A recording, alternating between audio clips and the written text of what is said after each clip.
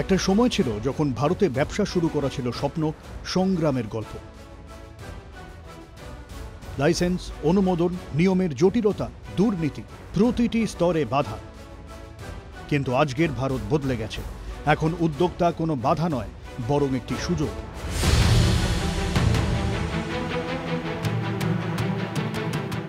যদিও 2014 সালে is of doing বিজনেসে ভারত 142তম স্থানে ছিল, 2020 সালের মধ্যে ভারত 63তম স্থানে পৌঁছেছে। এটি কেবল র্যাঙ্কিং সম্পর্কে নয়, এটি সেই চিন্তাভাবনার গল্প যেখানে ভারত সরকারের মন্ত্র হল মিনিমাম গভর্নমেন্ট, ম্যাক্সিমাম গভর্নেন্স।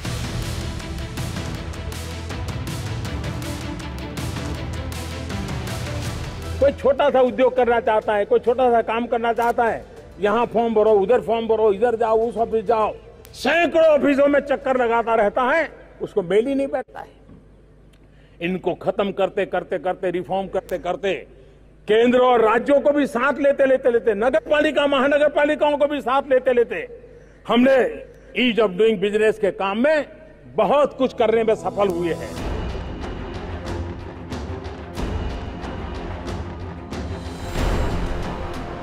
আজকের ভারতে ব্যবসা করা খুবই সহজ হয়ে উঠেছে। সহজ নীতি, ডিজিটাল প্রক্রিয়া এবং শক্তিশালী পরিকাঠামো বিনিয়োগকারীদের আস্থা বাড়িয়েছে। স্টার্টআপ থেকে শুরু করে বহুজাতিক প্রতিটি ব্যবসা এখানে প্রবৃদ্ধির জন্য দুর্দান্ত সুযোগ পাচ্ছে। आज पीएलआई स्कीम को बहुत बड़ी सफलता मिली है। एफडीआई रिफॉर्म्स, उसने भी हमें बहुत बड़ी ताकत दी है।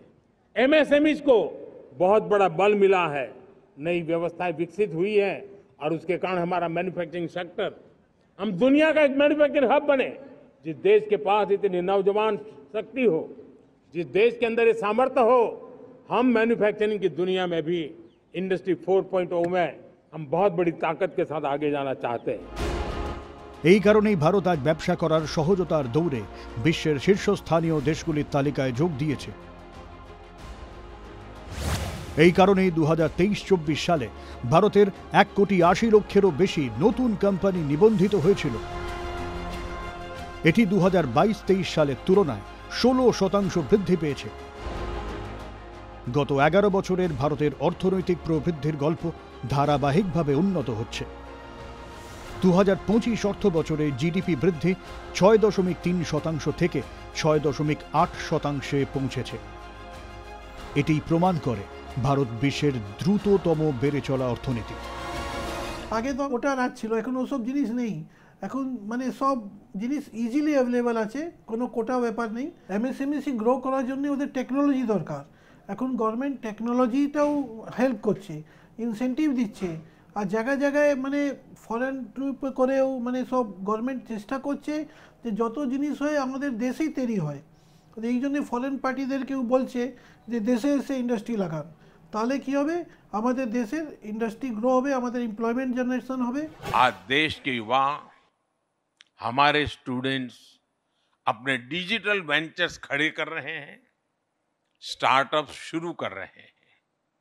2014 में हमारे यहाँ स्टार्टअप की संख्या भी कुछ 100 के आसपास थी। आज भारत दुनिया का तीसरा सबसे बड़ा स्टार्टअप इकोसिस्टम है। Startup ecosystem. ভারতে ব্যবসা করা সহজ ও উন্নত করার লক্ষ্যে প্রধানমন্ত্রী নরেন্দ্র মোদীর দূরদর্শী চিন্তাভাবনা, রূপান্তরমূলক শাসন ব্যবস্থা এবং অর্থনৈতিক সংস্কার সারা বিশ্বে প্রশংসিত হচ্ছে। দেশে ব্যবসায়িক পরিবেশের উন্নতির সবচেয়ে বড় উদাহরণ হল স্টার্টআপ ইকোসিস্টেমের দ্রুত অগ্রগতি। 2014 সালের আগে ভারতে মাত্র কয়েকশো স্টার্টআপ ছিল, কিন্তু গত 11 বছরে 1,60,000-এরও বেশি স্বীকৃত স্টার্টআপ শুরু হয়েছে। এই স্টার্টআপগুলি এখনো পর্যন্ত 17,60,000-এর বেশি কর্মসংস্থানের ব্যবস্থা করেছে, যা অসংখ্য যুবককে নতুন সুযোগ দিয়েছে এবং দেশকে নতুন দিক নির্দেশনা দিয়েছে। স্টার্টআপ আমরা বলি এমন কোনো একটা ধারণা বা এমন কোনো একটা প্রসেসের মধ্যে দিয়ে আপনি যদি যান যেটা খুব ডিসরাপটিভ, মানে যেটা এক তো হয় যে মাল্টিপলভাবে আপনি ওটাকে কপি করতে পারেন বা মাল্টিপলভাবে ওটা ডিফারেন্ট জায়গায় আপনি সেম উপায়ে ওটাকে প্রোডাকশন বলুন বা সার্ভিস বলুন করতে পারেন। আমরা যদি স্টার্ট আপ ইন্ডিয়া ওয়েবসাইটে যাই, ওখানে প্রচুর কম্পিটিশন হয়, যেখানে গভর্নমেন্ট প্রচুর ফান্ড দেয়। অনেকেই আছে যারা বুঝতে পারে না, হয়তো মাথায় আইডিয়া আছে কিন্তু বুঝতে পারে না যে স্টার্ট আপটা কীভাবে করবো। তারা কিন্তু ওখানে গেলে, স্টার্ট আপ ইন্ডিয়ায় গেলে ওখানে পেজ আছে, সেই পেজে কিন্তু আপনি হেল্প পেতে পারেন, সমস্ত দিক থেকে হেল্প পেতে পারেন। আমরা এখানে ব্যবসাদার তৈরি করি। এবার ব্যবসাদার মানে এন্টারপ্রেনার্স তৈরি করি। হ্যাঁ, আমরা একটু মহিলা এন্টারপ্রেনার্স বেশি তৈরি করি। এক ভারত এক পোর্টাল। এখন ব্যবসায়ীদের জন্য প্রতিটি রাজ্য, প্রতিটি বিভাগের জন্য আলাদা কোনো পোর্টাল নেই, কেবল একটি প্ল্যাটফর্ম রয়েছে, ন্যাশনাল সিঙ্গেল উইন্ডো সিস্টেম। 33টিরও বেশি বিভাগ এবং 28টি রাজ্যের 450টির বেশি পরিষেবা এই ডিজিটাল পোর্টালের সাথে সংযুক্ত করা হয়েছে। ব্যবসা শুরু করা থেকে শেষ করে সম্প্রসারণ করা পর্যন্ত প্রতিটি পরিষেবা এক জায়গায় পাওয়া যায়। এক জায়গায় সমস্ত অনুমোদন, রিয়েল টাইম স্ট্যাটাস ট্র্যাকিং, শুধুমাত্র একবার ডকুমেন্ট আপলোড, যে কোনো প্রশ্নের দ্রুত উত্তর। জাতীয় একক উইন্ডো সিস্টেম ব্যবসা করার সমস্ত জটিলতাকে খুব সহজ করে তুলেছে। আজ স্টার্টআপগুলি কেবল ধারণার প্রয়োজন, বাকি সিস্টেমটি ডিজিটাল ইন্ডিয়া দ্বারা দেখাশোনা করা হচ্ছে। NSWS কেবল একটি পোর্টাল নয়, এটি আস্থা এবং গতির একটি নতুন পথ।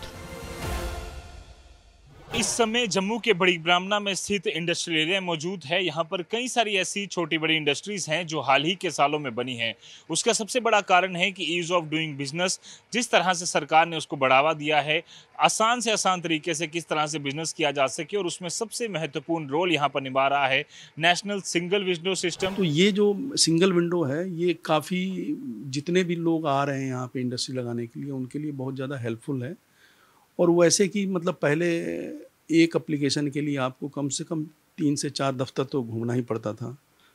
मान लीजिए कठुआ में है तो पहले लोकल ऑफिस, फिर जम्मू ऑफिस, फिर सेक्रेटेरिएट।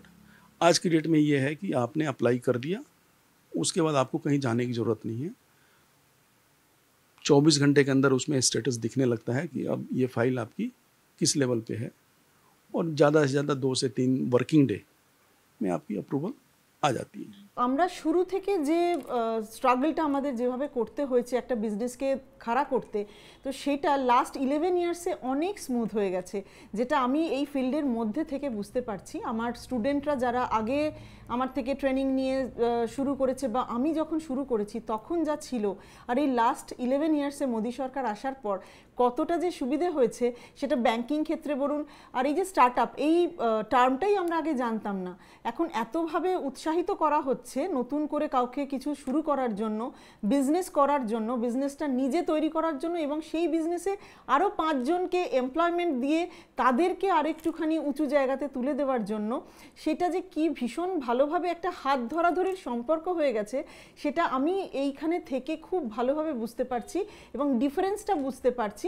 সেটা ব্যাংকিং হোক, এমএসএমই হোক, আমাদের জিএসটির ক্ষেত্রে হোক, সব ক্ষেত্রে সব যে দিকগুলো আমাদের দেখতে হয়, সব দিকে কিন্তু বুঝতে পারছি উন্নতি তো হয়েছে, সুবিধা পাচ্ছি, কিন্তু তার সাথে সাথে আমার চোখে যেটা বেশি ইম্পর্টেন্ট সেটা হচ্ছে ডিফারেন্সটা বুঝতে পারা। তো আমি ভীষণ খুশি, ভীষণ স্বচ্ছন্দে ব্যবসা করছি, আগামী দিনে আরও ভীষণ ভালোভাবে ব্যবসা করব বলে আশা করছি। ব্যবসায়িক উন্নতিতে নতুন চিন্তা। ব্যবসায়ীদের শক্তি যখন ফাইলের মধ্যে আটকে থাকবে, তখন দেশ কিভাবে বৃদ্ধি পাবে, এই চিন্তা করে শিল্প অভ্যন্তরীণ বাণিজ্য উন্নয়ন বিভাগের ব্যবসায়িক সংস্কার কর্ম পরিকল্পনা তৈরি হয়।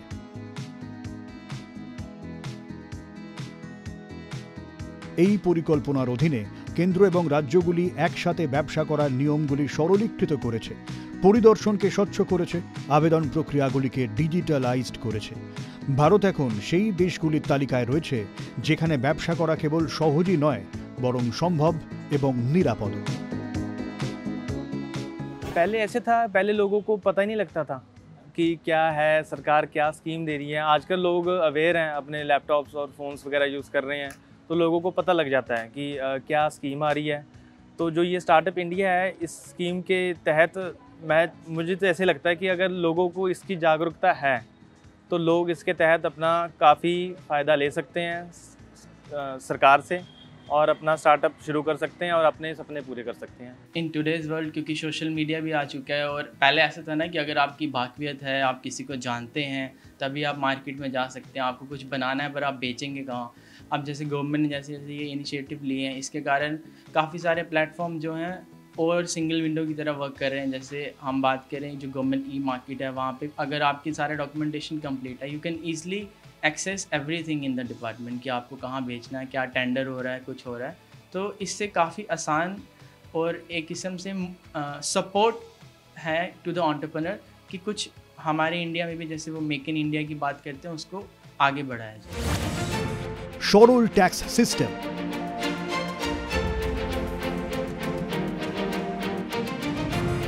ভারতে ব্যবসায়ীদের জন্য কর ব্যবস্থাও খুব সহজ করা হয়েছে। কর এখন আর ব্যবসায়ীদের জন্য বোঝা নয়। ভারতের নতুন দেশে উৎপাদনকারী কোম্পানিগুলির জন্য কর্পোরেট কর মাত্র 15%, বিশ্বের সর্বনিম্ন হারগুলির মধ্যে একটি। বিদ্যমান কোম্পানিগুলির জন্য সরকার কর্পোরেট কর 30% থেকে কমিয়ে 22% করেছে। এই পরিবর্তনগুলি ভারতকে ব্যবসার জন্য একটি আকর্ষণীয় এবং প্রতিযোগিতামূলক গন্তব্য করে তুলেছে। সরকার 2025 সালের এপ্রিল মাসে জিএসটি থেকে 2.37 লক্ষ কোটি টাকা কর আদায় করেছে। এটি গত বছরের তুলনায় 12.6% বেশি। जीएसटी आने से जो जितना उद्योगों में एकदम से जो बदलाव आया है, वो अपने आप में एक जगह बैठ के जो काम कर सकते हैं, वही ऑनलाइन वाली बात है कि पहले सारे फार्म लगते थे, एक दूसरे के फार्म उल्टे सुल्टे दिए लिए जाते थे। आज सब कुछ जो है ऑनलाइन दिखता है। যে চাষ করে সেও কিন্তু জিএসটি পেমেন্ট করে, ডাইরেক্ট হোক ইনডাইরেক্ট হোক, তাতে তার আত্মসম্মান বাড়ছে। এত বড় একটা দেশে এত মানুষ এই একটা বৃহৎ যজ্ঞে শামিল হয়েছে, এটা একটা অনেক বড় ব্যাপার। जीएसटी से बहुत सारे बेनिफिट्स हुए हमारे को, जैसे टैक्स रेट हमको सारा ऑनलाइन, जैसे आपने अभी को लास्ट क्वेश्चन था, तो ऑनलाइन सारा हमारा रजिस्टर हो जाता है। पहले बहुत ज़्यादा डिसऑर्गेनाइज था टैक्स स्ट्रक्चर हमारा, तो जीएसटी से बहुत ज़्यादा स्ट्रक्चर्ड हो गया और इससे हमारा ब्लैक मार्केट से भी बहुत ज़्यादा संभला है। तो हमारे को बहुत सारे बेनिफिट्स दिखे हैं। ব্যবসায়িক আস্থা জনগণের বিশ্বাসের উপর নির্মিত। জনসাধারণের আস্থা থেকে তৈরি ব্যবসায়িক আস্থা যে কোনো দেশে উন্নয়নের জন্য শক্তিশালী নীতি এবং উন্নত ব্যবসায়িক পরিবেশ খুবই গুরুত্বপূর্ণ। সে কারণেই 2023 সালে জনবিশ্বাস আইন এসেছিল, যেখানে 100টিরও বেশি বিধানে ফৌজদারি শাস্তির পরিবর্তে অর্থনৈতিক শাস্তির বিধান করা হয়েছিল। এখন সরকার ব্যবসায়ীকে অপরাধী হিসেবে নয়, বরং অংশীদার হিসেবে দেখে। জনবিশ্বাস আইন একটি নতুন মানসিকতার প্রতীক, যেখানে সরকার বিশ্বাস করে আমরা ব্যবস্থার উন্নতি করব, ব্যবসা বন্ধ করব না। এটি কোনো আইন নয়, বরং আস্থার একটি দলিল। এবং আস্থাকে আরও শক্তিশালী করার জন্য জনবিশ্বাস আইন 2.0 প্রস্তুত করা হচ্ছে। এই বিলটি স্থিতিশীলতা এবং অর্থনৈতিক সংস্কারের প্রক্রিয়া এগিয়ে নেওয়ার দিকে গুরুত্বপূর্ণ পদক্ষেপ হবে। इस समय हम गाजियाबाद के कविनगर इंडस्ट्रियल एरिया में हैं, जहां काफ़ी संख्या में इंडस्ट्री और व्यापारी वर्ग के जुड़े हुए लोग हैं, जो कि साफ तौर पर कहते हुए नजर आए कि जहां सरकार ने नियम और कानूनों में परिवर्तित करते हुए उन्हें सुरक्षात्मक माहौल दिया है, वहीं अब नियम कानून में बदलाव करते हुए कहीं ना कहीं ये विश्वास भी पैदा हुआ है कि अब नियम टूटने के कारण उनको जेल नहीं होगी, खाली आर्थिक दंड या कम दंड के साथ में उनको सुरक्षा के साथ व्यापार करने का माहौल उपलब्ध कराया जाएगा। भी कोई फैक्ट्री लगती है तो उसमें एक नाम मात्र का प्रदूषण या धुआं जरूर निकलता है, जिस एवज में 1 साल की सजा का प्रावधान था, मगर सरकार ने इसे बदलकर अब जुर्माने की राशि लगा दी है। इसमें जेल का प्रावधान खत्म कर दिया है।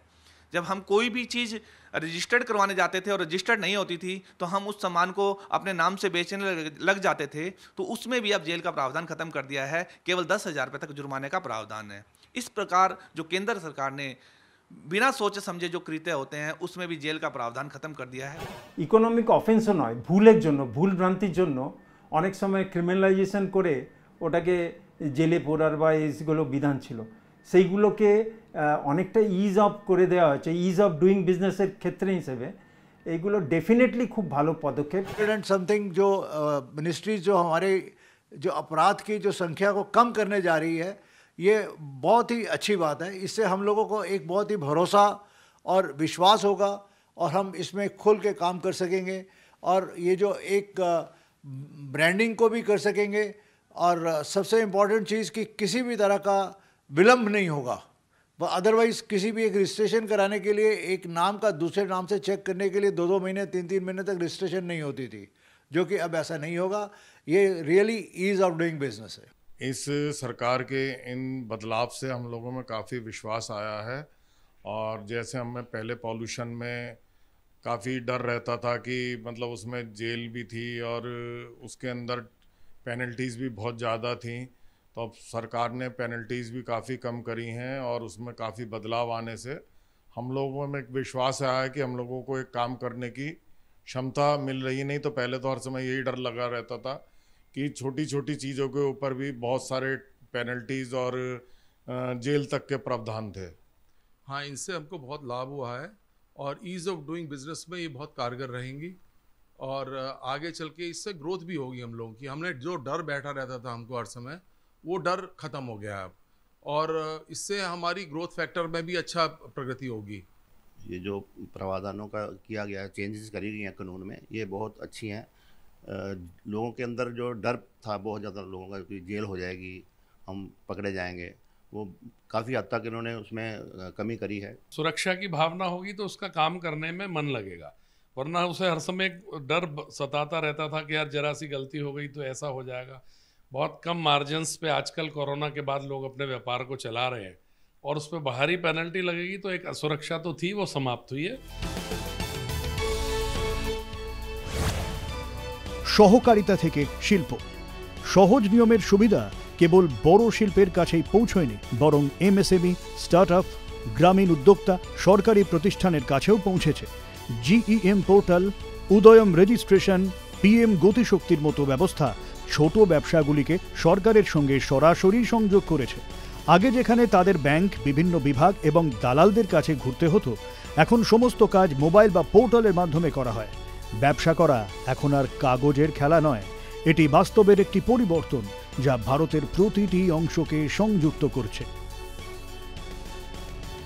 सरकार के जेम पोर्टल ने कई सारी महिलाओं को देश भर की यहाँ पर एक प्रोत्साहन दिया है और साथ ही साथ अपने मार्केट प्लेस में अपनी मर्जी के दाम से कोई भी प्रोडक्ट वो बेच सकें, उसके लिए यहाँ पर एक प्लेटफॉर्म जो है तैयार किया है, जिसकी मदद से आज देश भर की महिलाएं एम्पावर भी हो रही हैं।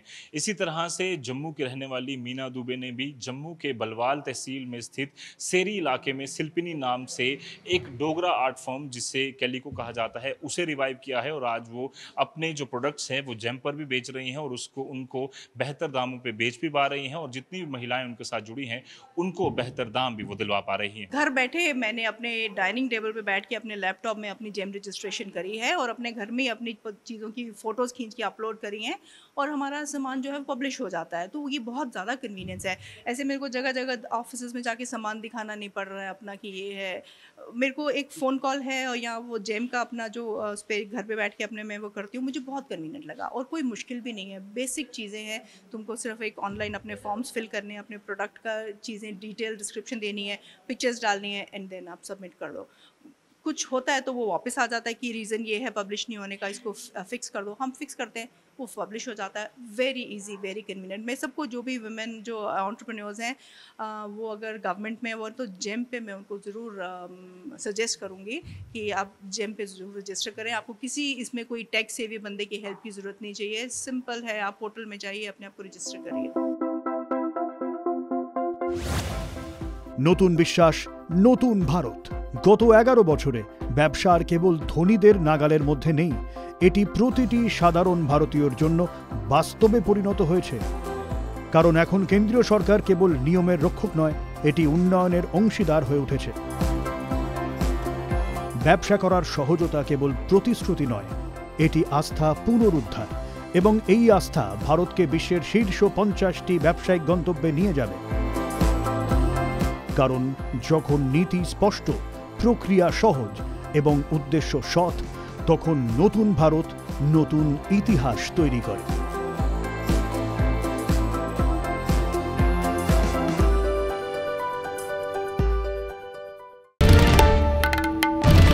বাংলার আওয়াজ, বাঙালির আবেগ, জি 24 ঘন্টা।